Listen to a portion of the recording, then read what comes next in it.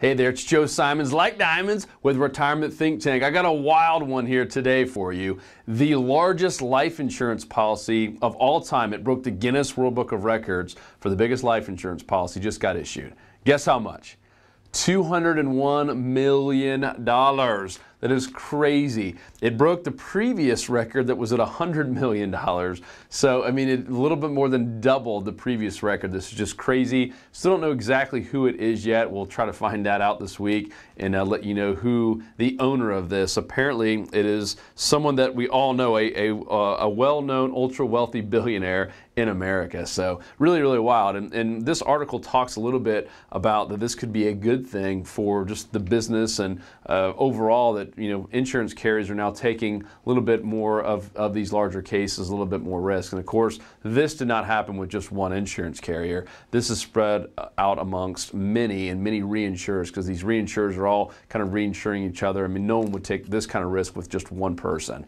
And you might be wondering, why do people do this? Like, why would an ultra-wealthy person really even need insurance? Because a lot of people think, oh, ultra-wealthy people, you know, they don't need long-term care and life insurance. Well, it's just the opposite. You know, as you have crazy amounts of wealth like this, hundreds of millions of dollars or even billions of dollars, your estate taxes are going to be huge. I mean, everyone's supposed to pay estate taxes. And one really good example they put in here is the story of Malcolm Forbes, who, you know, was the original publisher of Forbes magazine and the father of Steve Forbes, who we all know out there today.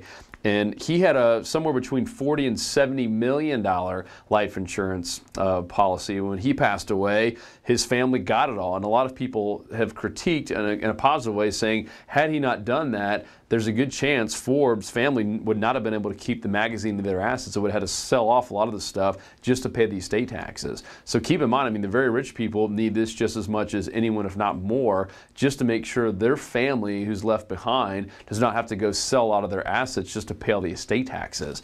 Because, I mean, when you're talking billions of dollars, the government is going to get their cut, whether you like it or not. It also talks about in the kind of the growth of the ultra wealthy here in America, and I thought there's some interesting stats on how much has happened here in the last couple of years in terms of wealth.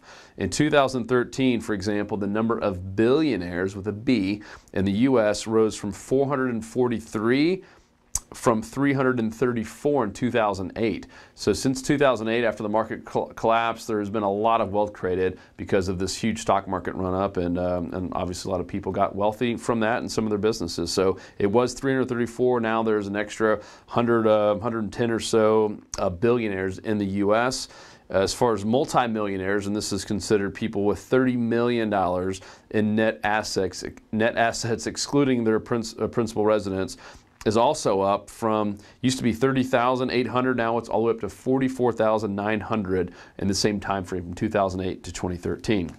So this is really, really interesting. Once again, we're going to try to find out who the owner of this $201 million life policy is. And once again, what this means for the industry is that people are taking some little bit more risk in both life insurance and business people obviously are getting wealthier and wealthier. And for those of you that are super wealthy, including the insurance agent or financial advisor that sold this policy, you probably need to look at life insurance as well. So we're big advocates of it, especially for people that do have big estate taxes. And keep in mind, this life insurance, at least for right now, unless there's any kind of crazy change in the future, it does pass down tax-free. So this $201 million, I mean, whoever this billionaire is, his kids or wife or whoever is left is going to get that as a tax-free payment without having to pay any taxes, and that usually is going to cover, I would hope, a lot of their estate taxes and stuff, where they don't have to sell off some of their valuable estate or other properties or things that they just cherish and you know, part of the legacy. So hope that helps. Make sure to check out retirementthinktank.com for more.